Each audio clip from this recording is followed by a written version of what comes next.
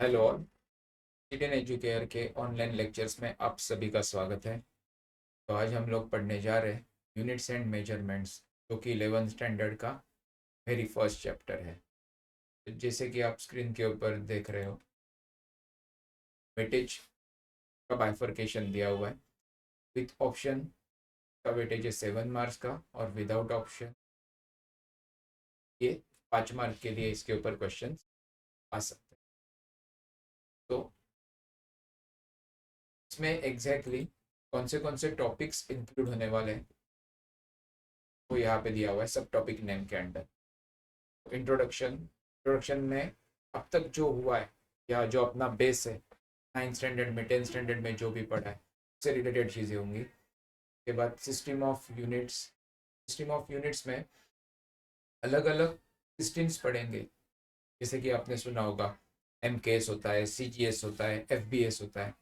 ये इनका आपस में रिलेशन क्या है और ये यूनिट्स का कन्वर्जन फैक्टर क्या है, तो ये सब सिस्टम ऑफ यूनिट्स पढ़ेंगे। उसके बाद 3 इंपॉर्टेंट क्वांटिटीज है। फिजिकल क्वांटिटीज को ना हमने डिफ्रेंशिएट किया या क्लासीफाई किया, जो इस चैप्टर में आगे डिटेल में पढ़ने वाले हैं।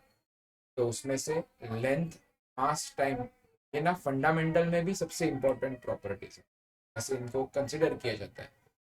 तो फंडामेंटल क्या है, डिराइव क्या है, ये सब तो हम लोग पढ़ने वाले हैं ही, लेकिन उसमें measurement of length, measurement of mass और मेजरमेंट ऑफ टाइम, ये इन बहुत ही इम्पोर्टेंट कंसेप्ट है या सब टॉपिक्स है जो इस चैप्टर में कवर किए जाएंगे। उसके बाद डायमेंशंस, और डायमेंशन का यूज करके हम लोग क्या क्या चीज़ें फाइंड कर सकते हैं, उसका यूज क्या होता है, मीन्स एप्लीकेशन।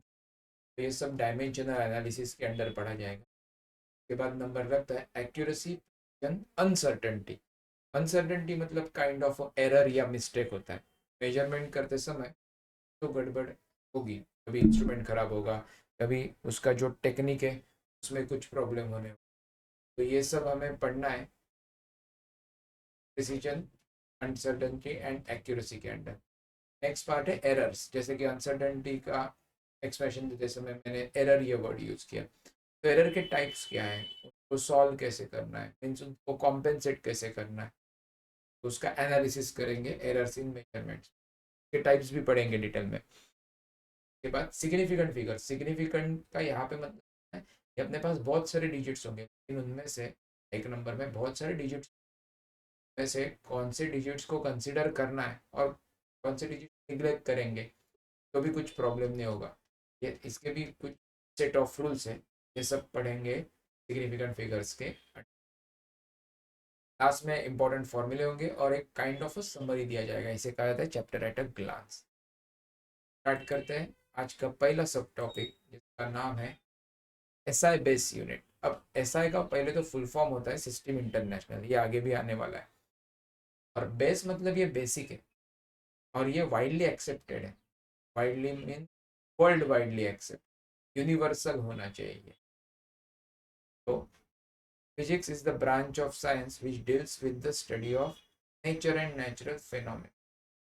फिजिक्स को हिंदी में कहा जाता है भौतिक शास्त्र। भौतिक मीन्स आजू बाजू में, सराउंडिंग में जो भी होते रहता है अपने, वो पढ़ते हैं फिजिक्स के अंडर। और इसमें हमें क्वांटिटेटिव स्टडी भी करना है और क्वालिटेटिव स्टडी भी करना है। तो ये बहुत कॉमनली यूज वर्ड्स होते हैं, क्वांटिटेटिव भी, क्वालिटेटिव भी, इन दोनों को हमें साथ में पढ़ना। तो फिजिकल क्वांटिटी को डिफाइन कैसे करेंगे, a quantity which can be measured and with the help of which various physical happenings, सब जो अपने आसपास में होते रहता है, सराउंडिंग में होते रहता है, happenings can be explained and expressed in the form of laws. It's called a physical quantity. तो फिजिकल क्वांटिटी के कुछ एग्जांपल्स ये, इनको हमें और डिटेल में आगे पढ़ना है। लेंथ, मास, टाइम, फोर्स, एटसेट्रा। अब आते हैं मेजरमेंट। मेजरमेंट मतलब नापना, गिनना। तो एग्जैक्टली होता क्या है और मेजरमेंट करने की ज़रूरत क्या है। बिना मेजरमेंट के तो कोई चीज़ें ढंग से हो ही नहीं सकती। जैसे कि कंसिडर करो, मैं एक बेड लेना है या एक टेबल लेना है, तो पहले तो ये सोचना होगा तुम्हें कि वो कहाँ पे यूज करने वाले, वो कहाँ पे रखने वाले, अकॉर्डिंगली टेबल का या बेड का साइज डिसाइड किया जाएगा। और ये बिना मेजरमेंट के तो पॉसिबल ही नहीं है। रूम छोटा है और बेड बड़ा है, तो एक तो उसे अंदर लाने में ही तकलीफ होगी, और कैसे भी करके अंदर ला भी लिया हमने, लेकिन रूम ही छोटा है तो उसमें बेड रखने के बाद जगह ही नहीं बचेगी, तो बाकी के एक्टिविटीज़ के लिए प्रॉब्लम होगा। हमें मेजरमेंट करके ही ये सब चीज़ें, तो मेजरमेंट ये बहुत ही इम्पोर्टेंट टेक्निक होता है। और बिना मेजरमेंट के अगर कोई भी क्वांटिटी को यूज करने जाओगे या किसी भी चीज़ को यूज करने जाओगे तो दिक्कतें आ सकती है, प्रॉब्लम्स आ सकती है। Measurement is a comparison with internationally accepted standard measuring unit. बहुत इंपॉर्टेंट वर्ड है इसमें, इंटरनेशनली एक्सेप्ट, मतलब सिर्फ मैंने एक्सेप्ट करके उसको कुछ फायदा नहीं है, या किसी एक देश ने एक्सेप्ट किया है तो उस यूज नहीं कर सकते, हर एक देश ने वो स्टैंडर्ड एक्सेप्ट करना है। तो internationally accepted means universally accepted, ऐसे consider. The standard measure of any quantity is called the unit of that quantity. अब मेजरमेंट करने के बाद अपना जो नंबर आएगा, आंसर आएगा, उसके साथ कुछ तो अटैच करना होगा ना, ये कहा जाएगा उसका यूनिट, उस क्वांटिटी का यूनिट। जैसे कि मैं m नाम की क्वांटिटी मेजर कर रहा हूँ, मेजरमेंट करने के बाद कुछ तो नंबर आएगा, तो वो नंबर n से लिखा जाएगा, n से डिफाइन किया जाएगा। और उस नंबर के बाद मुझे उसका यूनिट लिखना हो, किलोग्राम, मीटर, सेंटीमीटर, केल्विन, जो भी है, ये डिपेंड करता है कौन सी क्वांटिटी मेजर कर रहे हैं। सो यूनिट जो है ये एक्चुअल में दो पार्ट्स है। पहला पार्ट होगा नंबर, ये नंबर कुछ भी हो सकता है, पॉजिटिव, नेगेटिव, रैशनल, इरेशनल, कुछ भी, एनीथिंग, बस नंबर होना चाहिए। ऐसे मत समझो कि ये यहाँ पे इंटीजर ही होगा हमेशा, भी हो सकता है, फ्रैक्शंस भी आ सकते हैं। तो एन इज एनी नंबर और यू यूनिट है। अब ये यूनिट कौन से भी सिस्टम का हो सकता है, एम के, सी जी एस, एफ। तो यूनिट का डेफिनेशन और यूनिट बनता कैसे ये हमने देखा। नेक्स्ट पार्ट है सिस्टम ऑफ यूनिट्स, और ये ना ऑलरेडी 9th और 10th स्टैंडर्ड में अलग अलग चैप्टर्स में हमने ऑलरेडी डिस्कस किया हुआ है, पढ़ा है। यू मस्ट नो दिस, ये पता होना ही चाहिए सबको। सबसे पहला है सी जी एस सिस्टम। अब सी जी एस का फुल फॉर्म होगा सेंटीमीटर, ग्राम, सेकंड। तो सेंटीमीटर मतलब distance, length, height, breadth, width, ये मेजर करने के लिए सेंटीमीटर यूज करें। जी ग्राम का है, ग्राम मतलब मास मेजरमेंट में। और लास्ट में एस, एस फॉर सेकंड, तो टाइम जो होगा वो सेकंड में मेजर। तो इस सिस्टम का नाम बन जाता है C G S, centimetre gram second. ये एब्रीवेशन है और उसका फुल फॉर्म हो गया centimetre gram second. Next system is M K S, metre kilogram second, M K S. अब वैसे मीटर जो होगा वो ऑब्वियसली लेंथ, ब्रेड्थ, हाइट, इनके लिए सब यूज किया जाएगा। के किलोग्राम, किलोग्राम मतलब मास मेजरमेंट में काम आने वाला है। लास्ट में एस, एस मतलब सेकंड, तो ये टाइम मेजरमेंट में। नेक्स्ट सिस्टम इज एफपीएस, और एफपीएस का फुल फॉर्म है foot pound second, foot pound second, FPS. तो जनरली अपनी जो हाइट होती है ना, वो हम लोग फुट या फीट एंड इंचेस में मेजर करते हैं, तो इसे ना ब्रिटिश यूनिट भी कहा जाता है। तब ये जनरली ब्रिटिश लोग यूज करते हैं। और अभी भी ऐसे बहुत सारे देश हैं जो एफपीएस सिस्टम में मेजरमेंट करते हैं। तो एफ मतलब फुट हो गया, पी मतलब पाउंड, पाउंड ये मास से रिलेटेड है, मतलब मास मेजरमेंट करने के लिए पाउंड यूज करते हैं। और लास्ट में एस, एस फॉर सेकंड, तो F P S, foot pound second. तो आपने नोटिस किया होगा सब में ना एस कॉमन है, C G S, M K S, F P S. तो यहाँ पे एस का मतलब सेकंड है, तो सिस्टम कौन सा भी रहने दो, टाइम का जो बेसिक मेजरमेंट है वो सेकंड में करेंगे। कभी कभी बड़ा टाइम आएगा तो मिनट, आवर, डे, ईयर ये यूज करना पड़ता है, लेकिन मैं उसका ऐसा यूनिट्स के या एफपीएस यूनिट या एमकेएस यूनिट की बात करता हूँ तो वो हमेशा सेकंड में ही हो। ये बाकी के सब चीज़ें चेंज हो सकती है, लेंथ के लिए सेंटीमीटर, मीटर या फुट, जैसे मास के लिए ग्राम, किलोग्राम, पाउंड, लेकिन टाइम के लिए सब सिस्टम में एक ही बेसिक यूनिट है जिसे कहा जाता है सेकंड, से मेजर करते सेकंड। तो ये 3 सिस्टम्स है। अब हमें पढ़ना है कहीं आगे का पार्ट, जिसे कहा जाता है एसआई सिस्टम। जनरली क्या होता है, एमकेएस के यूनिट्स और एसआई सिस्टम के यूनिट सेम ही है, बस कुछ मॉडिफिकेशंस किए गए। और एसआई का फुल फॉर्म है सिस्टम इंटरनेशनल। ये इंटरनेशनल सिस्टम है। इंटरनेशनल मतलब सारे देशों ने सदा कर मिलकर ये एक्सेप्ट किया हुआ सिस्टम है, सो दैट ना क्वांटिटीज अच्छे से समझ में आए, सबको समझ में आए। एक देश से दूसरे देश में अगर कोई ऑब्जेक्ट भेज रहे हो या कोई सामान भेज रहे हो या कोई मेजरमेंट कर रहे हो तो प्रॉब्लम नहीं आना चाहिए, सबको समझने वाला एक ही सिस्टम होना चाहिए, से ये सिस्टम इंटरनेशनल बनाया गया ऐसा।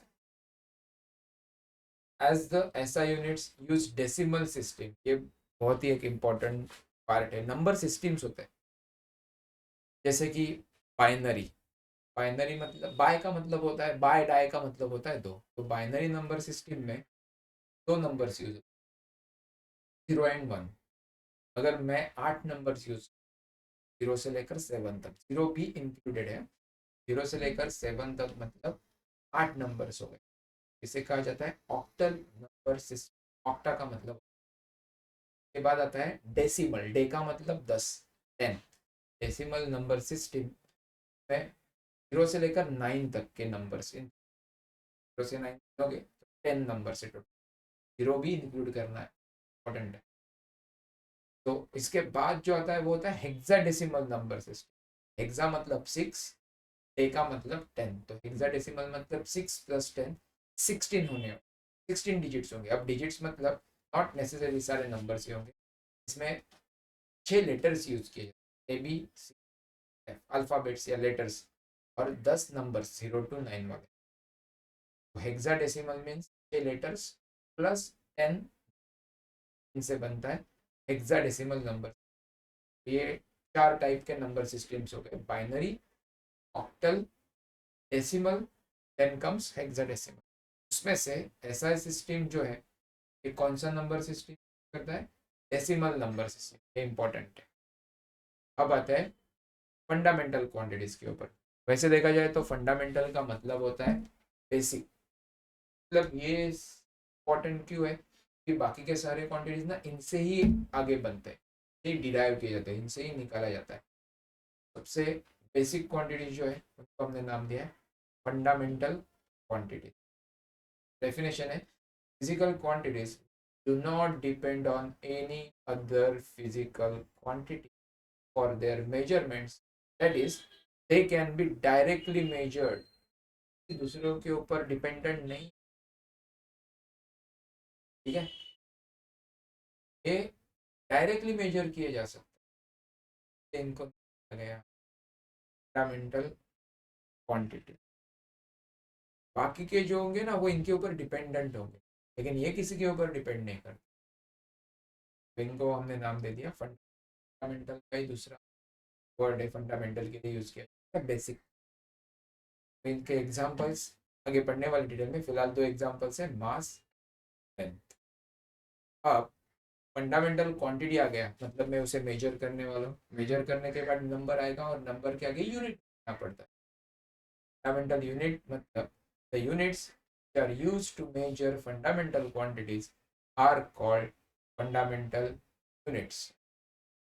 अब ये टोटल होते हैं 7, और इनका सीक्वेंस ना कैसे भी ऊपर नीचे हो गया तो चलता है, कोई प्रॉब्लम नहीं, लेकिन स्टार्टिंग में हमने डिस्कस किया था, इसमें से ना 3 बहुत ही इंपॉर्टेंट है, इनको सीक्वेंस में ही याद रखेंगे, लेंथ, मास, टाइम। बाकी के जो 4 है ना ये ऊपर नीचे अगर हो भी जाते हैं ना कोई प्रॉब्लम नहीं, बस ये 7 होने चाहिए। जैसे पहला नंबर लेंथ, दूसरा मास, तीसरा टाइम, बाकी के जो बचे हुए वो कैसे भी ऊपर नीचे हो सकते हैं।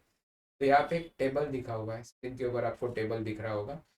तो फंडामेंटल क्वांटिटी, ऐसा यूनिट्स का नाम और उसका सिंबल, ये हमें पढ़ना है। तो लेंथ, लेंथ मेजर करेंगे मीटर में, और मीटर का सिंबल होगा मास, किलोग्राम बॉल केजी, टाइम सेकंड्स बॉल एस। इलेक्ट्रिक करंट के लिए ना दो सिंबल्स यूज किए जाते हैं, जैसे कि जब एम्पियर रहेगा तो ए ही यूज करेंगे। आगे आप लोग डायमेंशन पढ़ने वाले तब पता चल जाएगा।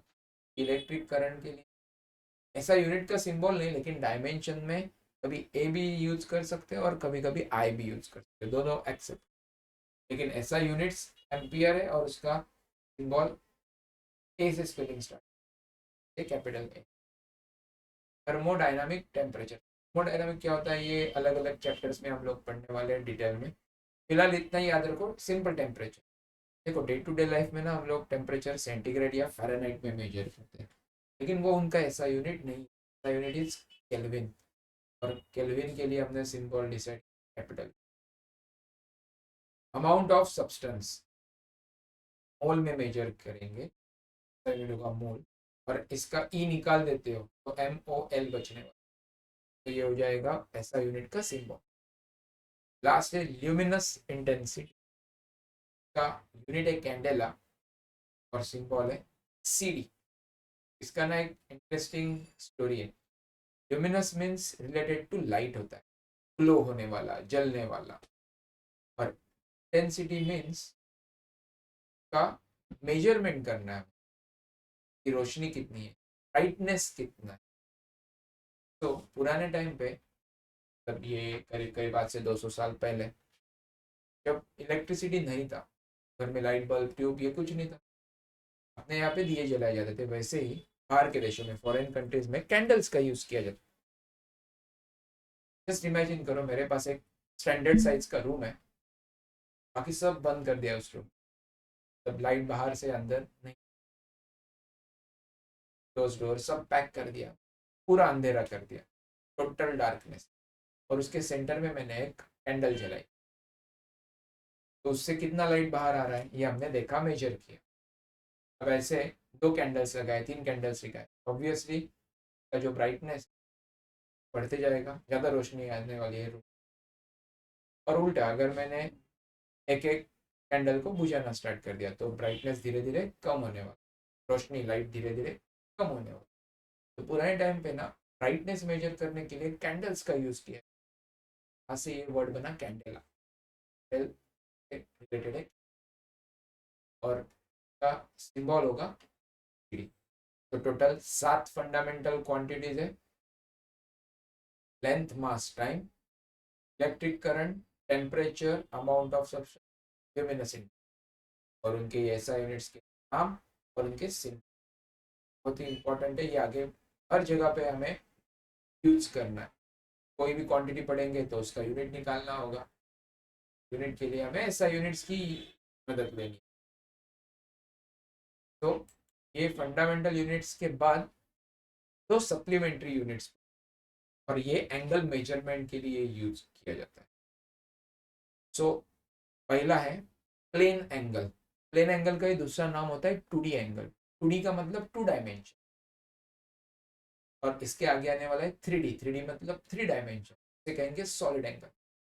तो प्लेन एंगल मेजर करने के लिए ये जो डायग्राम है ना, हम लोग यूज, तो तुमने एरिया ऑफ सर्कल या लेंथ ऑफ आर्क ये सब पढ़ा होगा, ये था शायद 10th स्टैंडर्ड में ही।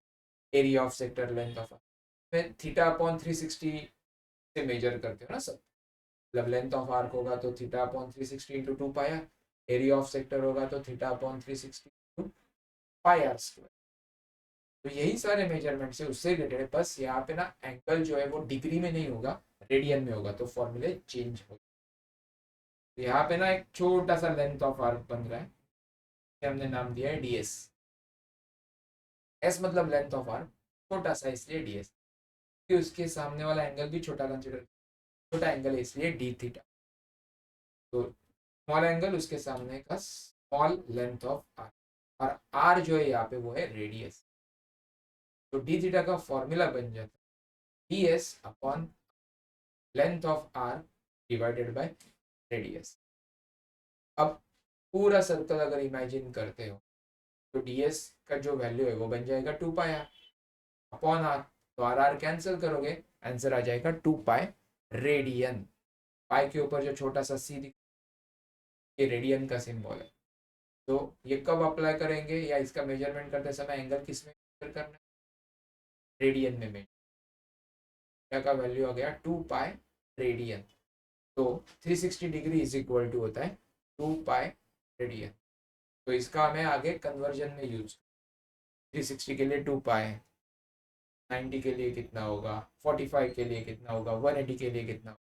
सिंपल रिलेशन याद रखो, क्या is equal to 2 pi radian, और 2 पाई रेडियन का कनेक्शन है 360 डिग्री के साथ। इस सर्कल का सेंट्रल एंगल मेजर करते हो, वो आने वाला है 360। This was all about plane angle. Plane angle का दूसरा नाम 2D एंगल। अब हमें एक डायमेंशन ऊपर जाना है। नेक्स्ट एंगल का नाम है सॉलिड एंगल, और इसे ही कहा जाता है 3D एंगल। और जैसे 2D एंगल का सिंबल डी थीटा था, स्मॉल था इसलिए डी, इन जनरल थीटा ये एंगल मेजरमेंट का, लेकिन ये सॉलिड एंगल है तो इसे बोलेंगे ओमेगा। ये जो है ना, ये ओहम में देखा होगा तुमने, रेजिस्टेंस का ऐसा यूनिट ओहम होता है ना, सिंबल देखा होगा। ये सारे ग्रीक लेटर्स है, इसे कहा जाता है ओमेगा, और ये कैपिटल वाला ओमेगा। सॉलिड एंगल मतलब यहाँ पे डी ओमेगा। तो इसके लिए हमने एक डायग्राम यूज की है, और ये पूरा जो अंदर एंगल बन रहा है ना, इसे कहेंगे सॉलिड एंगल। इसके पीछे, इसके पहले वाला जो था ना, में सामने लेंथ ऑफ आर्क, तो यहाँ पे स्मॉल एरिया है, इसे कहेंगे डी ए, और छोटा एंगल इसे कहेंगे डी ओमेगा। तो इसका फॉर्मूला बन जाता है D omega is equal to D A upon R square. वहाँ पे D theta is equal to D S upon R था, वो था 2D यानी प्लेन एंगल। अब हम लोग बात कर रहे हैं सॉलिड एंगल के बारे में, ये होगा D A upon R square. और जैसे प्लेन एंगल जो था वो रेडियन में मेजर करते हैं, वैसे ही सॉलिड एंगल मेजर होगा स्टेरेडियन में। स्टेरेडियन मतलब रेडियन के पहले जस्ट एस टी लगा दो, स्टेरेडियन, स्टेरेडियन। और इसका सिंबल होगा ऐसा, जैसे रेडियन का सिंबल रैड था, आर ए डी, वैसे इसका सिंबल होने वाला है ऐसा, और इसे डिनोट करेंगे ओमेगा। अब ये जो स्फीयर होता है, मतलब इमेजिन करो ना, ऐसे बहुत सारे शेप्स हमने सारे जगह से ज्वाइन कर दिए, अल्टीमेटली शेप बनने वाला है स्फीयर। स्फीयर का सरफेस एरिया होता है 4 पाई आर स्क्वायर। तो डी ए के जगह पे 4 पाई आर स्क्वायर पुट कर दो, 4 pi R square upon R square cancel, बचेगा 4 पाई। लेकिन ये जो एंगल आया है ये रेडियन में नहीं है, इसे कहेंगे स्टेरेडियन। तो यहाँ पे स्फीयर का सेंट्रल एंगल जो है, जैसे सर्कल का सेंट्रल एंगल रेडियन में आया था 2 पाई रेडियन, वैसे यहाँ पे स्फीयर का जो सेंटर के साथ होने वाला टोटल एंगल है वो होगा omega is equal to 4 pi steradian. S R मतलब स्टेरेडियन। फंडामेंटल क्वांटिटीज और उसके बाद फंडामेंटल यूनिट्स है, उनके बाद हमने सप्लीमेंट्री ये एंगल मेजरमेंट। पहला था 2D, दूसरा था 3D। 2D मतलब प्लेन एंगल, 3D मतलब सॉलिड एंगल। अब नंबर लगता है डिराइव्ड यूनिट्स का और डिराइव्ड क्वांटिटीज का। डिराइव करना मतलब जो भी हमें गिवन दिया जाता है उसके ऊपर प्रोसेस करेंगे, मैथमेटिकल ऑपरेशंस करेंगे, और उनसे फाइंड करेंगे, बाहर निकालेंगे। डिराइव करेंगे मतलब से बाहर निकालना। तो physical quantities other than fundamental quantities which depend on one or more fundamental quantities for their measurements are called derived quantities। मतलब ये फंडामेंटल क्वांटिटीज के ऊपर डिपेंड करता है, एक फंडामेंटल या एक से ज्यादा भी फंडामेंटल क्वांटिटीज के ऊपर ये डिपेंड कर सकता है। तो ऐसे क्वांटिटीज को हमने नाम दिया है डिराइव्ड क्वांटिटीज। इन शॉर्ट कहना है तो वो जो 7 फंडामेंटल क्वांटिटीज, उनको छोड़कर, ठीक से सुनो, 7 फंडामेंटल क्वांटिटीज को छोड़कर बचे हुए सारे के सारे physical quantities comes under derived quantities. बाकी सारे डिराइव्ड ही है, क्योंकि 7 ही बेसिक है, उनसे ही बाकी सब बाहर निकाला गया।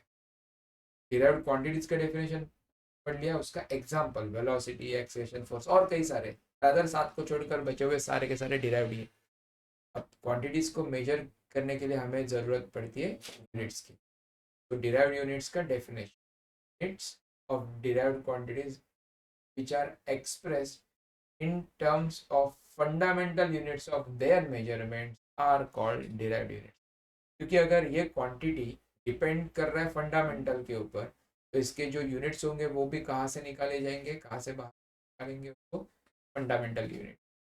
इन्होंने एक एग्जांपल दिया हुआ है वेलोसिटी। वेलोसिटी का बेसिक फॉर्मूला होता है डिस्प्लेसमेंट अपॉन टाइम। डिस्प्लेसमेंट मतलब ऐसा यूनिट होगा मीटर, और टाइम का ऐसा है तो मीटर पर सेकंड, और सीजीएस यूनिट हो जाएगा सेंटीमीटर पर। एक्सीलरेशन का फॉर्मूला या definition, rate of change of velocity with respect to time. ये टेक्निकल डेफिनेशन होगी, लेकिन सिंपल लैंग्वेज में कहना है तो simply velocity upon time. Velocity already metre पर सेकंड था और टाइम आ गया सेकंड, तो मीटर पर सेकंड, तो अपॉन में सेकंड इंटू सेकंड बन जाता है सेकंड का स्क्वायर। तो ऐसा यूनिट हो जाएगा मीटर पर सेकंड स्क्वायर। अब मीटर को रिप्लेस करो सेंटीमीटर से, एस को एज इट इज रखो, सेंटीमीटर पर सेकंड स्क्वायर, ये बन गया एक्सीलरेशन का सीजीएस वाला unit. Next quantity is momentum. Momentum का बेसिक फॉर्मूला होता है मास इनटू वेलोसिटी, और उसे पी से डिनोट किया जाता है, P is equal to M V. तो मास टू वेलोसिटी का यूनिट होने वाला है केजी टू मीटर पर सेकंड। सीजीएस रहेगा तो किलोग्राम से ग्राम में कन्वर्ट करो, और मीटर को कन्वर्ट करो सेंटीमीटर, ग्राम सेंटीमीटर पर सेकंड। तो ये था डिराइव्ड क्वांटिटीज, डिराइव्ड यूनिट्स और उनके कुछ एग्जांपल्स। अब हमें ऐसा यूनिट्स अगर पढ़ने हैं, यूज करने हैं डे टू डे लाइफ में, तो उनको लिखते समय कुछ प्रिकॉशंस लेने होंगे या कुछ रूल्स को फॉलो करना। कन्वेंशन को कहा था सेट ऑफ रूल्स, तो ये रूल्स हमें स्ट्रिक्टली फॉलो करने हैं। तो रूल नंबर 1 कहता है unit of every physical quantity should be represented by it's form. तब हर एक फिजिकल क्वांटिटी जो भी यूनिट दे रहे हो उसका सिंबल होना जरूरी है। सिंबल से रिप्रेजेंटेशन ना इजी हो जाता है, पढ़ने वाले को भी जल्दी समझ कौन सा पढ़। दूसरा rule, full name of unit always starts with smaller letter even if it is named after a person. मतलब यहाँ पे स्पेशल लेटर्स हो या कोई स्पेशल नेम हो या कोई भी नाम हो, तो स्पेलिंग लिखते समय पहला लेटर जो है वो कैपिटल लिखने की जरूरत नहीं, स्मॉल ही लिखेंगे। जैसे कि न्यूटन, जूल, ये सारे साइंटिस्ट के नाम है। फोर्स का ऐसा यूनिट न्यूटन है, एनर्जी वर्क का ऐसा यूनिट जूल है। न्यूटन और जूल ये साइंटिस्ट के सरनेम है। जनरली कैसे होता है, अपना नाम या सरनेम ये सब लिखते समय लोग पहला लेटर जो होता है ना वो कैपिटल निकालते हैं, because they are special name. लेकिन कन्वेंशन ये कहता है ऐसा यूनिट्स का ऐसे कोई करने की जरूरत नहीं है। तो न्यूटन का स्पेलिंग लिखते कैपिटल एन नहीं स्मॉल एन लिखें, या जूल का स्पेलिंग के समय कैपिटल जे नहीं स्मॉल जे लिखें। तो कौन सा भी नाम रहने दो, कॉमन नेम, फर्क नहीं पड़ता है, सबके स्पेलिंग के फर्स्ट लेटर्स स्मॉल ही होंगे, कैपिटल लिखने की जरूरत बिल्कुल भी नहीं।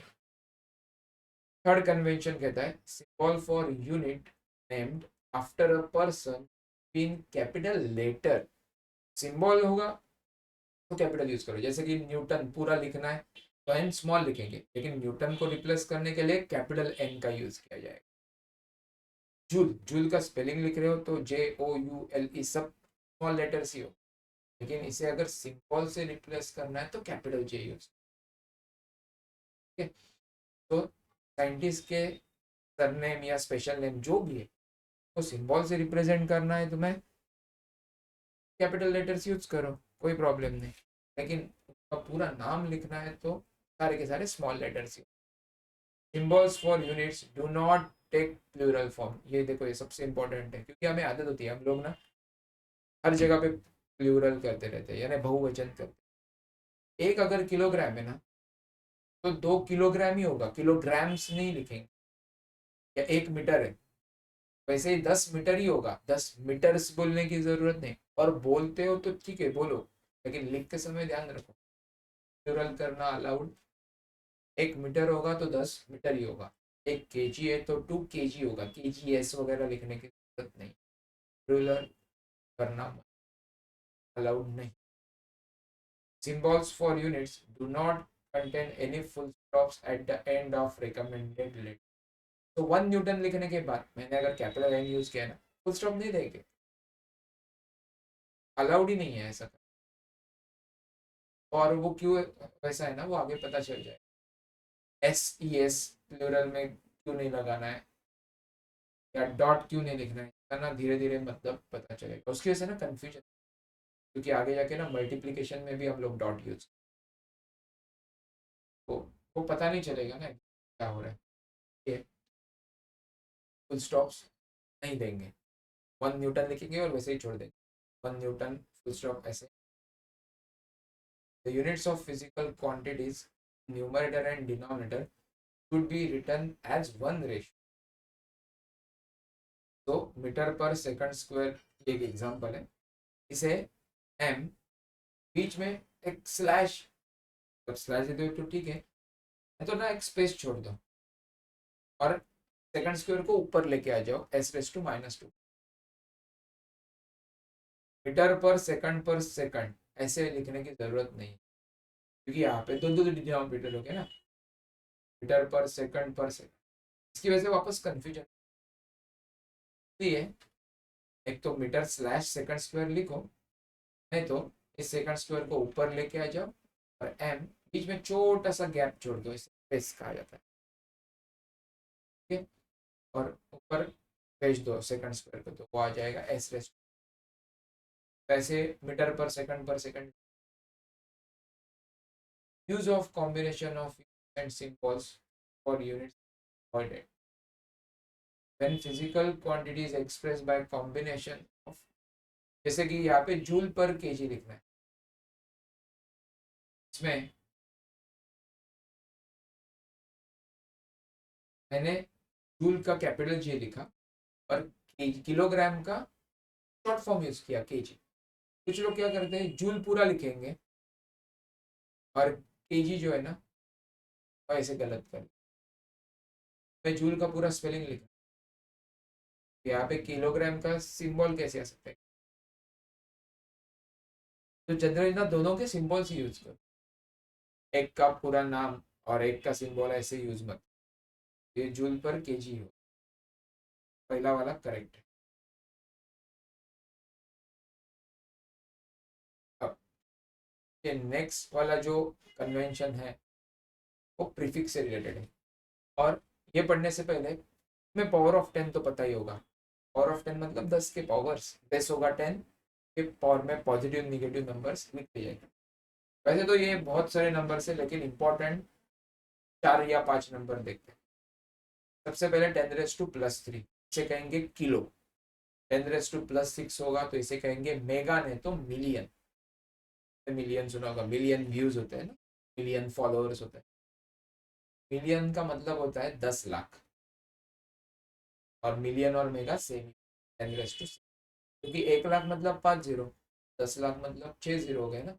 10⁻6 को मेगा भी कह सकते हो और मिलियन भी कह सकते हो।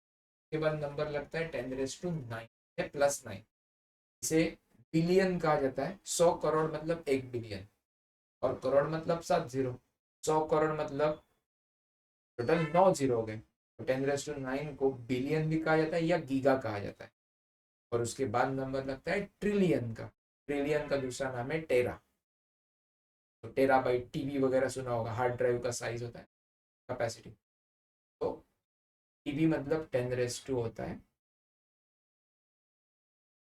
12। तो 10⁻³ किलो, 10⁻6 मेगा नहीं तो मिलियन, 10⁻9 गीगा नहीं तो बिलियन, और 10⁻12 मतलब टेरा नहीं तो ट्रिलियन। इसके आगे और पीछे भी है, तो इससे छोटे और इससे बड़े भी 10 के पावर से, लेकिन ये सबसे ज़्यादा यूज़ किया है। और ऐसे ही निगेटिव में भी पावर्स है। 10⁻³ होगा तो उसे मिली कहा जाएगा, 10⁻⁻6 होगा तो उसे माइक्रो कहा जाता है, 10⁻⁻9 होगा तो उसे नैनो कहा जाता है, और 10⁻⁻12 होगा तो उसे पीको कहा जाता है। इसमें और एक है 10⁻15, इसे फेम्टो कहा जाता है। ये वाइडली यूज किया जाता है, यस मैक्सिमम जगह पे हमें ये सब, ये मिली किलो ये सबके लिए एप्लीकेबल है ना। बहुत छोटा टाइम है, कम टाइम है तो मिली सेकंड, माइक्रो सेकंड। तो छोटा टाइम दिखाने के लिए निगेटिव पावर्स यूज करेंगे। और बड़े वैल्यूज हो गए किलोग्राम, या मेरे पास मेमोरी है मेगाबाइट तो एमबी, किलोबाइट केबी। मूवी का साइज होता है तो जनरली एमबी ने तो जीबी में चलाता है, गीगाबाइट। तो बड़े नंबर्स दिखाने के लिए, रिप्रेजेंट करने के लिए पॉजिटिव पावर्स यूज करेंगे, छोटे नंबर्स एक्सप्रेस करने के लिए निगेटिव पावर्स यूज, तो इनको कहा जाता है पावर ऑफ। तो ये प्रीफिक्स के लिए, प्रीफिक्स का मैंने थोड़ा सा बैकग्राउंड बताया।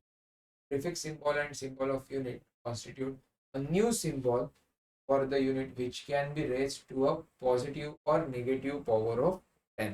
For example, 1 ms, यहाँ पे m मतलब मीटर नहीं है, s मतलब सेकंड ही है, लेकिन m का मतलब मीटर नहीं, ms का मतलब होता है यहाँ पे मिली सेकंड।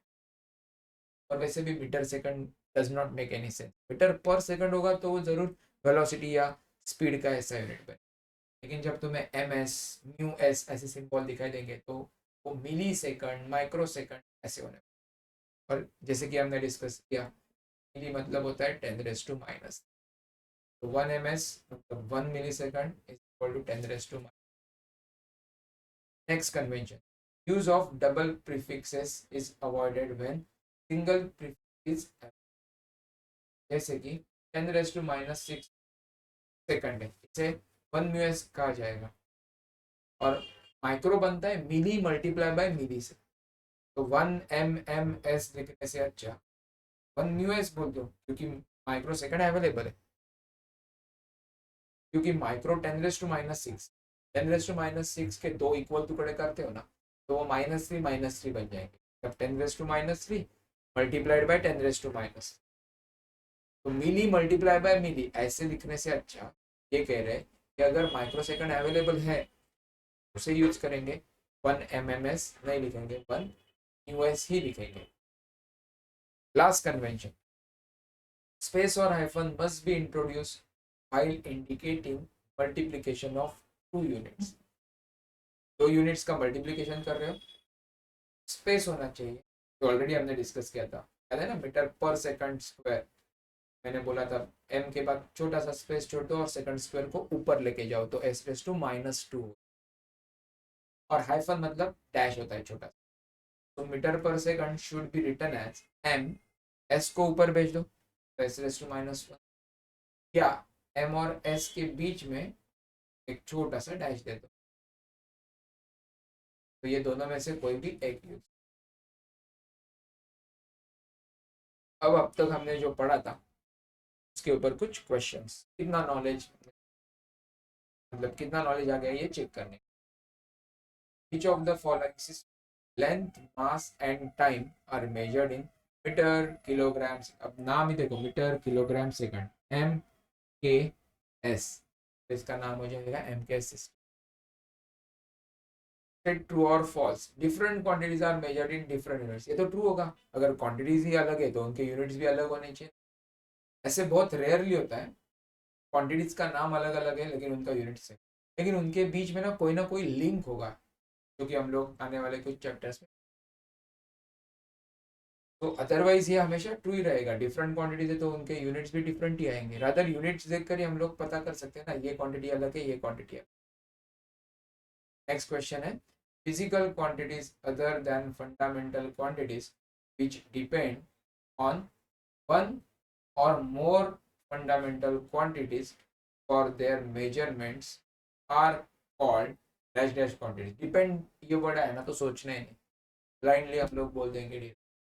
फंडामेंटल होता तो के ऊपर डिपेंड ही नहीं करता है, उन से ही बाकी के सारे क्वांटिटीज। तो डिपेंड वर्ड आ रहा है इसका डिराइव्ड है। अपने टेबल कंप्लीट करने के लिए तो ऑलरेडी हमने डिस्कस किया था, याद है ना, जब डिराइव्ड यूनिट्स पढ़े। तो ऐसा यूनिट अगर मीटर पर सेकंड है वेलोसिटी का, ये इसमें क्या आना चाहिए, सेंटीमीटर पर सेकंड। एक्सेलरेशन का सीजीएस यूनिट है सेंटीमीटर पर सेकंड, ऐसा होना चाहिए मीटर पर सेकंड। मोमेंटम होता है mass into velocity, CGS unit यह है ग्राम सेंटीमीटर पर सेकंड। ग्राम को कन्वर्ट करेंगे किलोग्राम में, सेंटीमीटर को कन्वर्ट करेंगे मीटर में, तो किलोग्राम मीटर पर सेकंड हो जाएगा moment.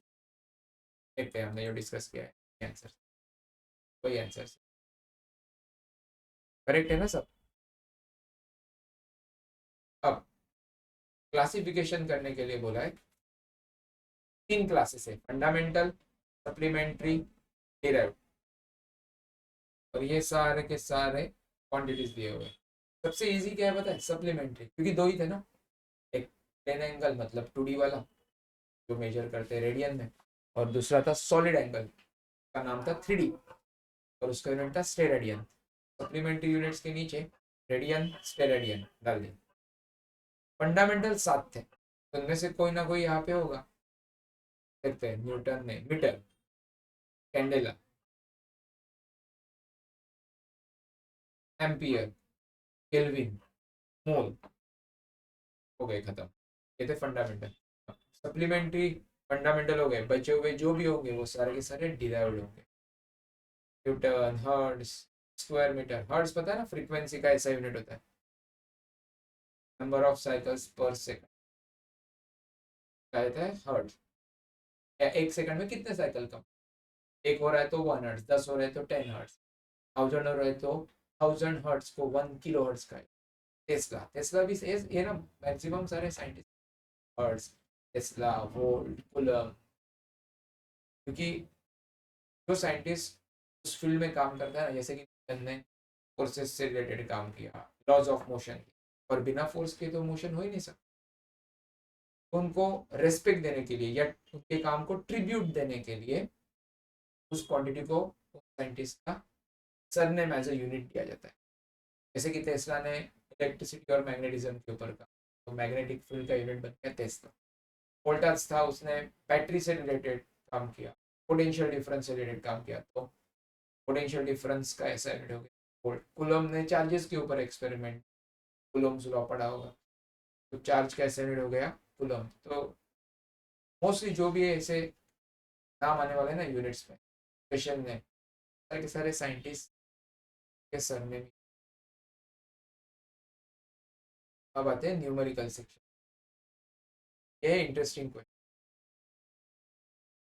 Pluto has mean diameter of 2300 kilometre and very eccentric orbit. Eccentric का दूसरा नाम ओवल शेप भी ले सकते हो, नहीं तो इलिप्स पता है, क्योंकि 10th स्टैंडर्ड में ग्रेविटेशन चैप्टर था, और ग्रेविटेशन में लॉज ऑफ प्लैनेटरी मोशन पढ़े होंगे, या उन्हें केपलर के लॉज भी कहा था, केपलर्स लॉज प्लैनेट के लिए अप्लाई कर।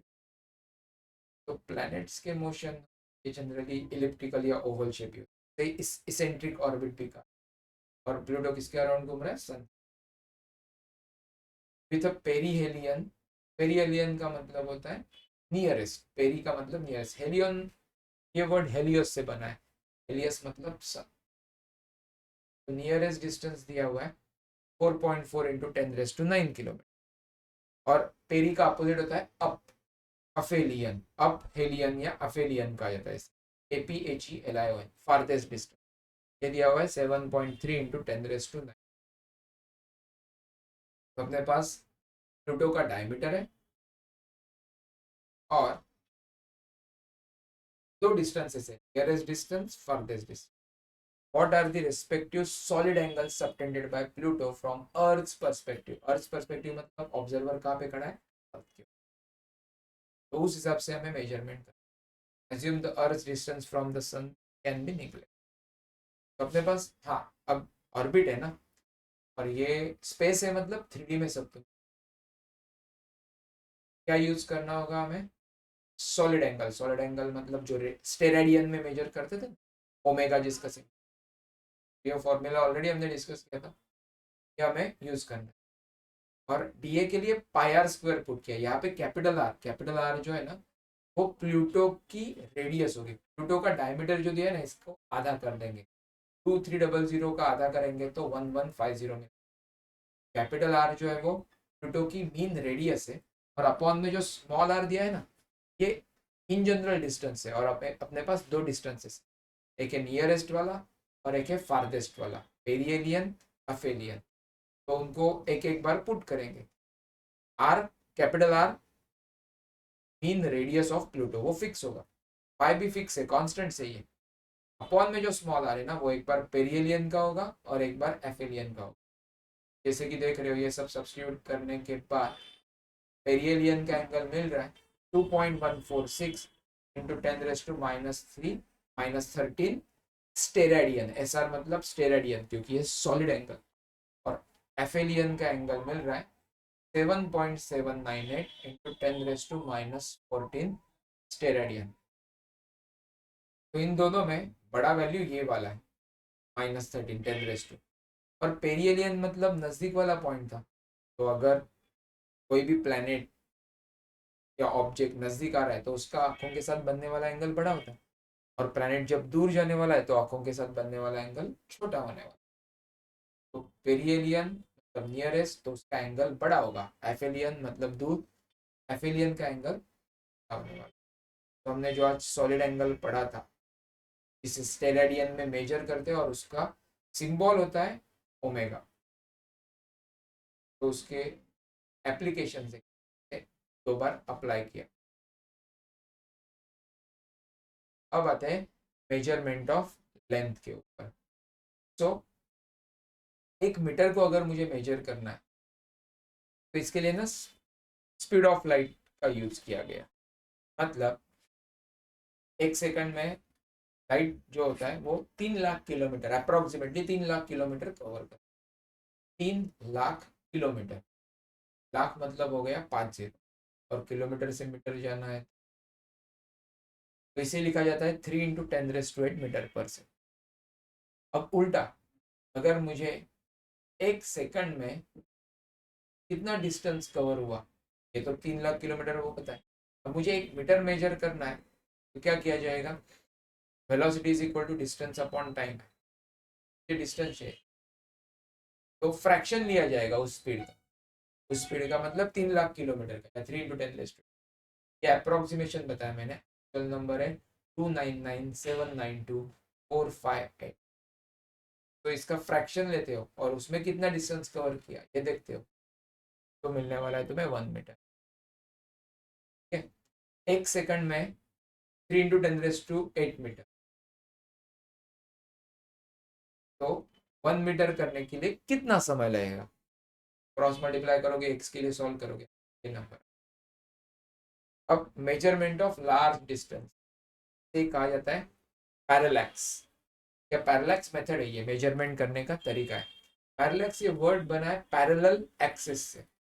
अब ऐसे क्यों है वो पता चल जाएगा एग्जांपल जब कंसिडर करेंगे। तो ये कब यूज किया जाता है, लार्ज डिस्टेंसेस मतलब मुझे यहाँ से किसी प्लेनेट का डिस्टेंस मेजर करना है, यहाँ से किसी स्टार का डिस्टेंस, तो पैरेलैक्स मेथड यूज करेंगे। या एक नजदीक स्टार ने तो प्लेनेट है, नजदीक होना चाहिए उसके, उसका मुझे डायमीटर यानी साइज मेजर करना, तो भी पैरेलैक्स मेथड यूज। तो पैरेलैक्स होता क्या है ये पहले देखेंगे। Parallax is defined as apparent change in position of an object due to change in position of an observer. Apparent मतलब it is not real, it is not actual, it appears to be, हमें ऐसे लगता है position बदल गई किसकी, object की। लेकिन उसके लिए जिम्मेदार कौन है, किसकी वजह से हो रहा है, change in position of observer. Observer ने अपनी अगर जगह बदल दी तो हमें ऐसे लगेगा कि ऑब्जेक्ट ने भी अपनी जगह बदल दी, लेकिन ऑब्जेक्ट ने अपनी एक्चुअल में जगह नहीं बदली। कैसे, ये देखने के लिए सिंपल सा एग्जांपल लेते हैं। कंसिडर करो अपने पास एक क्लासरूम है, और क्लासरूम में मैंने एक ऑब्जेक्ट रखा है जिसका शेप आई है। अब क्लासरूम ना बहुत बड़े साइज का है, ऐसे तुम्हें इमेजिन कर। और इस आई के बैकग्राउंड में मैंने नंबर्स लिखे। नंबर्स ऐसे, यहाँ पे माइनस, यहाँ पे 0 और यहाँ पे +1। अब ये जो बड़ा क्लासरूम है ना, उसके सेंटर में मैंने आए रखा है। अब मैंने 3 स्टूडेंट सिलेक्ट किए और उनको इस पोजीशन पे बिठाया।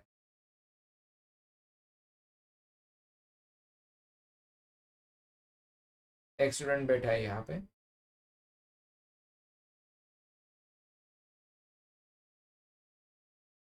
एक स्टूडेंट यहाँ पे,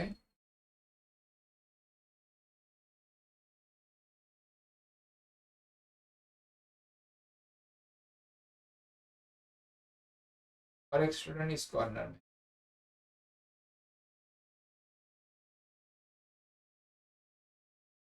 तो एक ऑब्जेक्ट था आई शेप का, उस ऑब्जेक्ट के पीछे, पीछे मतलब बैकग्राउंड। अब इसके आगे ना मैं बैकग्राउंड और फोरग्राउंड ऐसे वर्ड्स यूज कर, और ये बहुत बड़ा क्लासरूम था, तो क्लासरूम में हमने 3 स्टूडेंट्स को बिठाया। स्टूडेंट 1 एक्सट्रीम लेफ्ट में, स्टूडेंट नंबर 2 बीचों बीच बिठाया उसे सेंटर में, और स्टूडेंट नंबर 3 जो है ये हमने एक्सट्रीम राइट में बिठाया। तो ऐसे दिखाई देने वाला। अब अगर मैं एक ही क्वेश्चन पूछने वाला हूँ तीनों को, मैंने अगर स्टूडेंट नंबर 1 को पूछा कि आई जो ऑब्जेक्ट है उसके पीछे कौन सा नंबर दिख रहा है, पीछे मतलब बैकग्राउंड पे, तो वो तो ऐसे देखने वाला है। वो क्या बोलेगा, आई के पीछे मुझे +1 दिखाई दे रहा है, राइट। वापस देखते हैं, एरो से देखते हैं ये और अच्छे से।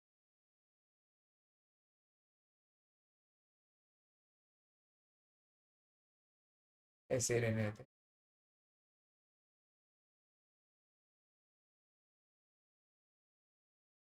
ऐसे, का व्यूइंग एंगल ये बन जाए।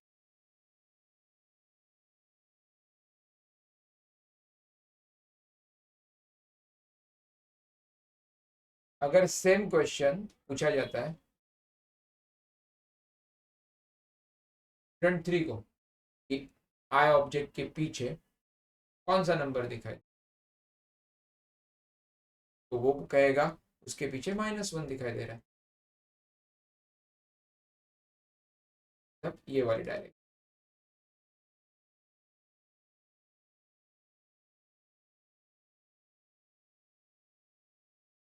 और अगर सेकंड स्टूडेंट को, स्टूडेंट नंबर 2 को पूछते हैं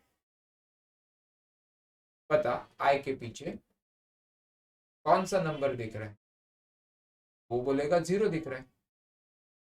अब इनमें से किसी एक का आंसर सही, बाकी के 2 गलत, ऐसे तो हम लोग बोल नहीं सकते। अपनी अपनी जगह पे तीनों के तीनों राइट है, क्योंकि उनका लोकेशन ही अलग है ना, उनका ऑब्जर्वेशन करने का जो प्लेस है वही अलग है ना तीनों का। ये यहाँ पे एक्सट्रीम लेफ्ट, ये यहाँ पे एक्सट्रीम राइट, ये बीचों बीच है सेंट्रल पोजीशन। तो अगर ऑब्जर्वर ने अपनी जगह बदली तो उनको क्या लगेगा, ऑब्जेक्ट ने अपनी जगह बदली, क्योंकि पीछे तो नंबर अलग अलग है। इसे कहा जाता है पैरेलैक्स। और इस मेथड का यूज किया जाता है क्योंकि इनका एंगल अलग अलग बने, इस मेथड का यूज किया जाता है लार्ज डिस्टेंसेस मेजर। कैसे, वो अब हमें देखना है। आई होप पैरेलैक्स कंसेप्ट समझ। So parallax is defined as the apparent change in position of an object due to change in position of an observer. Observer की जगह अगर चेंज होती है तो उसे लगेगा कि ऑब्जेक्ट ने भी अपनी जगह चेंज की है, लेकिन एक्चुअल में ऑब्जेक्ट ने जगह चेंज नहीं की होगी। उसके मतलब ऑब्जेक्ट जगह चेंज कर भी सकता है, ऐसे कुछ है। हमें ऐसे फील आएगा कि ऑब्जेक्ट शिफ्ट हो चुका। अब इसके हमें यूजेस देखने हैं, एप्लीकेशन देखने हैं, लेकिन एप्लीकेशंस पढ़ने से पहले parallax angle, angle between the two direction along which a star or planet is viewed at the 2 points of observation is called parallax angle या पैरालैक्टिक एंगल। पैरालैक्टिक एंगल थोड़ा सा कॉम्प्लेक्स वर्ड हो जाएगा, सिंपल वर्ड याद रखो, पैरालैक्स एंगल, पैरालैक्स की वजह से बनने वाला एंगल पैरालैक्स एंगल। तो ये इस डायग्राम में दिखाया हुआ है। S can be any star planet, और ये जो बी है ना, यहाँ पे ना दो ऑब्जर्वर्स होंगे या दो ऑब्जर्वेशन साइट्स होंगे, यहाँ पे फर्स्ट और यहाँ पे सेकंड। उनके बीच का डिस्टेंस जो है ना वो स्मॉल बी से, और कैपिटल डी जो होगा, ये दोनों सेम ही साइड बन जाएंगे। एस से लेकर उस ऑब्जर्वेशन साइट तक का डिस्टेंस या ऑब्जर्वर तक का डिस्टेंस हो जाएगा डी। जैसे कि हमने लेंथ ऑफ आर्क का फॉर्मूला डिस्कस किया था, ये स्ट्रिक्टली होना चाहिए रेडियन में। तो theta is measured in radian, उसके सामने बी है तो बी स्मॉल बी हो जाएगा लेंथ ऑफ आर्क, और यहाँ पे रेडियस की जगह पे हम लोग कैपिटल डी पुट करेंगे। तो फॉर्मूला बनेगा theta is equal to small B upon capital D. तो थीटा है parallax angle, B is separation between two points of observation, इसे मैं ऑब्जर्वेशन साइट कह रहा हूँ, साइट मतलब जगह जहाँ से ऑब्जर्वेशन करना है, देखना है चीजों को। और कैपिटल डी है डिस्टेंस ऑफ सोर्स, एस को सोर्स, सोर्स मतलब प्लैनेट स्टार सन कुछ भी ले लो, कैपिटल डी है distance of source from any point of observation. तो अब इसे हमें यूज करना है। सबसे पहला यूज है measurement of a planet from the earth, या स्टार भी हो सकता है, जरूरी नहीं प्लैनेट ही होना चाहिए। इसका डिस्टेंस मेजर करना है। तो बेस्ट एग्जांपल क्या होगा, अर्थ के ऊपर एक ऑब्जर्वर अगर यहाँ पे रख रहे हो ना, दूसरा ऑब्जर्वर यहाँ पे रख दो, डायमेट्रिकली अपोजिट पॉइंट, ये आइडियल केस होगा, जरूरी नहीं हर बार ऐसे होना चाहिए। ऐसे करते हो ना तो एक्यूरेट आंसर्स मिल जाएंगे, एक्यूरेसी बहुत बढ़ जाएगी, एरर्स यानी गलतियां जो होती है होती है तो ना के बराबर हो। तो हर बार ऐसे होना जरूरी नहीं है, मतलब इन्होंने एक नॉर्थ पोल और एक साउथ पोल दिखाया, मतलब एक आर्टिक और एक अंटार्कटिका रीजन, ऐसे करते हो तो बेहतर होगा। ऐसे नहीं भी करते हो तो भी डिस्टेंसेज जो है ना, या दो ऑब्जर्वेशन साइट जो है ना, वो एक दूसरे से ठीक ठाक डिस्टेंस में रखो, नजदीक मत रखो। नजदीक रखोगे तो ये एंगल जो है ना बीच में ये छोटा होते जाएगा, और छोटे एंगल्स मेजर करना थोड़ा सा डिफिकल्ट हो जाता है। वैसे ही ये एंगल्स छोटे आने वाले हैं, ऊपर से अर्थ का लोकेशन या अर्थ के ऊपर के ऑब्जर्वेशन के साइड भी नजदीक कर देते हो तो ये एंगल और छोटा होते जाए। इसलिए ये दो ऑब्जर्वेशन के साइड्स E1 E2 ये जितना एक दूसरे से दूर हो सकते हैं ना उतना बेहतर। अब हमें करना क्या है, एक तो यहाँ पे E1 E2 का स्ट्रेट लाइन जो ज्वाइन कर देते हो ना, तो ये अर्थ का डायमीटर बन जाएगा, और अर्थ का डायमीटर अपना जो पैरेलैक्स एंगल का फॉर्मूला था उसमें स्मॉल बी था ना, वो बी बन जाएगा। हमें फाइंड करना है कैपिटल डी। अब ये थीटा कैसे मेजर करेंगे, के लिए ना हमें जो एंगल मेजरमेंट टूल्स होते हैं वो यूज करना है। ज्योमेट्री बॉक्स में डी होता है ना प्रोटेक्टर, उसके जैसा एक टूल होता है, बनाया जाता है थोड़ा मॉडिफाई करके। मैं पहले यहाँ से इस प्लैनेट या सन को देखने वाला हूँ या सोर्स को देखने वाला हूँ, और बाद में यहाँ से, ये साइमल्टेनियसली भी कर सकते हो, दो ऑब्जर्वर को अलग अलग जगह पे भेज दो और सेम टाइम पे सेम ऑब्जेक्ट का रीडिंग ले लो, और उन दोनों की एडिशन कर दो, फिर मिल जाएगा टोटल एंगल। तो अब मेरे पास बी पता है, मतलब E1 E2 का डिस्टेंस, डायमीटर ऑफ अर्थ, और थीटा हमने मेजरमेंट किया है इंस्ट्रूमेंट यूज करके, एंगल मेजरिंग डिवाइस का यूज करके। तो एक इक्वेशन में एक अननोन ही बच गया, कैपिटल डी पता नहीं है तो कैपिटल डी फाइंड करेंगे और थीटा की वैल्यू पुट करके। वैसे ये टेक्निक जो है ये नज़दीक वाले स्टार या प्लैनेट्स को मेजर करने के लिए, मतलब उनका डिस्टेंस मेजर करने के लिए यूज कर सकते। तो यहाँ पे कैपिटल डी मिलने वाला है। थीटा का फॉर्मूला है पी अपॉन कैपिटल डी, तो डी के लिए रीअरेंज कर लो, D is equal to P upon, और थीटा स्ट्रिक्टली रेडियन में ही होना चाहिए, डिग्री में काम नहीं चलेगा। ये सारे फॉर्मूले हमने रेडियन के लिए बनाए हुए। अब इसका दूसरा एप्लीकेशन है measurement of size of a planet और स्टार, लेकिन इसके लिए कंडीशन ये है जो भी प्लैनेट या स्टार है ना वो बहुत दूर नहीं होना चाहिए, वो अर्थ के नजदीक होना चाहिए। और इसमें ना एक ऑब्जर्वर से काम हो जाता है, मतलब एक ऑब्जर्वेशन साइट लग। इसके पहले वाला था उसमें कैसे दो दो ऑब्जर्वर, देखो E1 E2, और ये डिस्टेंस मेजर कर रहे थे। अब हमें साइज मेजर करना है प्लैनेट का या स्टार का, size in the sense diameter उसका, प्लैनेट का या स्टार। तो उसके लिए एक ही ऑब्जर्वर, मतलब एक ही ऑब्जर्वेशन साइट की जरूरत। वहां से ना इसका एक बार ये वाला एज देखेंगे और एक बार ये वाला एज, इसे ना अच्छे से एक्सप्लेन करता हूँ एग्जैक्टली क्या है। कंसिडर करो ईस्ट फेसिंग है अपना, इसकी तरफ हम लोग फेस कर रहे हैं, और एक प्लैनेट या स्टार राइज हो रहा है, आ गया होराइजन के ऊपर, तो उसका ये वाला जो पार्ट होगा ना, इसे कहेंगे ईस्ट। तो अपने आप ऊपर वाला हो जाएगा वेस्ट। और ईस्ट को फेस करते हो तो लेफ्ट में आता है नॉर्थ, और राइट में आता है साउथ।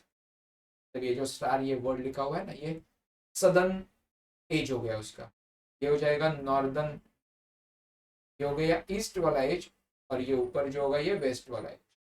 ये थोड़ा सा 3D में इमेजिन करना हो। तो पहले मैंने इस स्टार या प्लेनेट जो भी है उसका नॉर्दर्न एज, मतलब नॉर्थ साइड का जो एज है ना, ये वाला पार्ट, इसका रीडिंग ले लिया एंगल मेजरमेंट डिवाइस जो बोल रहा हूँ, और बाद में सदर्न, और उन दोनों को ज्वाइन कर दिया, मतलब ऐड कर दिया, तो बन जाएगा अल्फा। यहाँ पे पैरालैक्स एंगल या पैरालैक्टिक एंगल है अल्फा। लेकिन इसके लिए ना हमें कैपिटल डी पता होना चाहिए। देखो एक इक्वेशन में दो अननोन नहीं रह सकते। अपना एम क्या है, साइज ऑफ अ प्लैनेट और अ स्टार, मतलब ये स्मॉल डी मेजर कर, तो इसमें कैपिटल डी पता होना चाहिए और अल्फा पता होना चाहिए। अल्फा तो मेजरिंग डिवाइस से मेजर करेंगे, और डी पहले से नोन होना चाहिए, तो बचा हुआ डायमीटर या साइज मिल जाएगा। फॉर्मूला बनेगा alpha is equal to small D upon capital D. Capital D पता है, अल्फा मेजर किया है हमने, तो अल्फा इंटू डी करेंगे, क्रॉस मल्टीप्लाई करो, स्मॉल डी मिल गया। This is how diameter of any planet और नियरेस्ट स्टार, ऐसे बोलना चाहिए, प्लैनेट और nearest star can be identified, can be. तो पैरेलैक्स मेथड जो था, या पैरेलैक्स एंगल जो था, इसके दो यूजेस। एक तो लार्ज डिस्टेंसेस, मतलब प्लैनेट या स्टार का डिस्टेंस मेजर करेंगे, और दूसरा नियरेस्ट स्टार या नियरेस्ट प्लैनेट होगा, नजदीक वाला होगा, तो उसका साइज यानी डायमीटर मेजर करने के लिए भी यूज कर सकते। अब देखते हैं इसका न्यूमेरिकल से, और कंसेप्ट क्लियर हो जाए। अब बड़े डिस्टेंसेस मेजर करने हैं, तो मतलब स्पेस में डिस्टेंसेस मेजर करने के लिए अलग अलग यूनिट्स होते हैं। जैसे घर में अगर कुछ हमें मेजरमेंट लेना है, तो फीट, इंचेस या मीटर, या कभी कभी सेंटीमीटर में काम हो जाता है। अगर मुझे एक सिटी से दूसरे सिटी का डिस्टेंस मेजर करना है, तो सेंटीमीटर, मीटर ये छोटे हो जाएंगे ना, इसलिए मुझे यूज करना होगा किलोमीटर। या कुछ ऐसे अभी भी कंट्रीज है जो माइल्स में मेजर करते हैं, 1 माइल ये 1.5 1.6 अप्रोक्स किलोमीटर के बराबर होता है। तो स्पेस में जब जाएंगे ना, तो और डिस्टेंसेस बड़े होने वाले।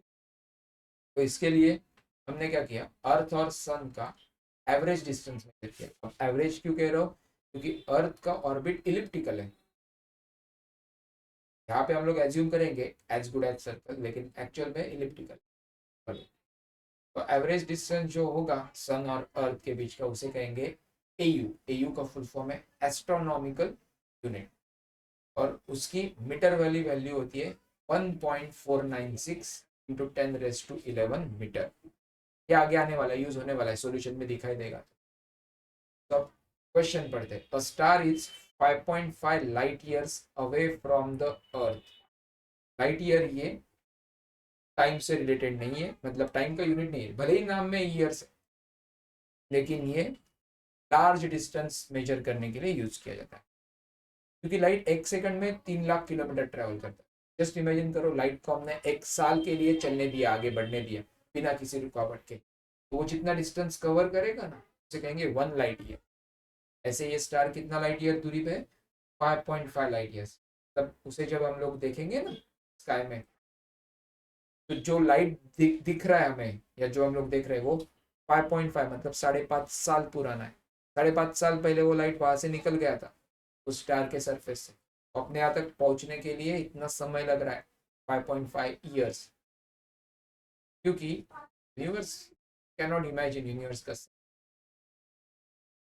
मतलब इन्फिनिटी के बराबर है, as good as infinity, finite space, beyond our known limits, इसके ऊपर ही है मतलब। तो 5.5 लाइट ईयर्स इतना डिस्टेंस है उस स्टार का अर्थ से। हमें पैरेलैक्स एंगल मेजर करना है, लेकिन आर्क सेकंड में। ये आर्क जो है ना, वो लेंथ ऑफ आर्क से रिलेटेड है, और सेकंड मतलब डिग्री, मिनट्स और सेकंड। जैसे टाइम होता है ना, आवर, मिनट, सेकंड, वैसे ही एंगल्स के टुकड़े किए जाते हैं, पार्ट्स किए जाते हैं। तो 1 डिग्री 60 मिनट से बना हुआ है, 1 मिनट 60 सेकंड से बना, 1 डिग्री में 3600 सेकंड से। सिमिलर है, सेम है टाइम और एंगल का मेजरमेंट। लेकिन हमें जो एंगल मिलने वाला है ना पहले, वो एक्चुअल वाला है रेडियन में, बाद में कन्वर्जन कर। तो फाइंड क्या करना है, हाउ मच पैरेलैक्स, मतलब पैरेलैक्स एंगल मेजर करना है two opposite points along the orbit of the earth. तो ए और बी जो है ना, ये अर्थ के ऑर्बिट के अपोजिट पॉइंट, और बीच में जो एस दिख रहा है वो सन है, सन के अराउंड अर्थ घूम रही है। तो एस से ए 1 AU है, तो एस से बी भी 1 AU होना चाहिए, एज्यूम कर रहे सर्कुलर ऑर्बिट। तो ये जो बेस में दिख रहा है ना, ये पूरा सर्कल बन, और ये कोनिकल शेप बन गया, ज्वाइन करते हो ना सब, कोन बन गया। सो ए से बी ज्वाइन करेंगे ना तो टोटल हो जाएगा 2 AU, 1 AU plus 1 AU, S plus S B becomes A B. तो ए बी 2 AU हो गया। अब हमें जो फॉर्मूला पता है पैरेलैक्स एंगल का, वो अप्लाई करते हैं। पैरेलैक्स एंगल होगा A B upon distance, distance दिया हुआ है 5.5 LY, LY मतलब लाइट ईयर्स। अब 1 AU होता है 1.496 इंटू 10⁻11, तो 2 मल्टीप्लाई बाय वो कर दिया 1 LY, 1 लाइट ईयर होता है 9.46 टू 10⁻15 मीटर।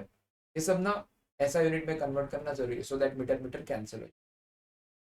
और 5.5 था तो 5.5 इंटू 1 लाइट ईयर, ये मेजर किया। इसे सॉल्व करने के बाद नंबर आता है, बहुत ही छोटा नंबर आएगा ऑब्वियस है, क्योंकि 5.5 लाइट ईयर्स इतना दूर स्टार है। 5.75 इंटू 10⁻6 रैड, रैड मतलब रेडियन, ये सब रेडियन के लिए चलता है। अब रेडियन से मुझे पहले डिग्री में जाना होगा, और बाद में डिग्री से सेकंड में जाना, उसका कन्वर्जन फैक्टर है जो कि हम लोग पढ़ने वाले हैं इसी चैप्टर में आगे। तो रेडियन से पहले डिग्री में गए, और डिग्री से गए सेकंड में, फाइनल आंसर मिला 1.186 आर्क सेकंड। इतना पैरेलैक्स एंगल बनने वाला है वो जो 5.5 लाइट ईयर दूरी पे स्टार था, वहां से अर्थ से ऑब्जर्वेशन करते हो। तो that's all for today. I hope आपके जो भी कंसेप्ट है वो क्लियर हो गए होंगे, और बेसिक चीज़ों का थोड़ा सा नॉलेज मिलते हैं नेक्स्ट। तब तक के लिए बाय बाय, सी।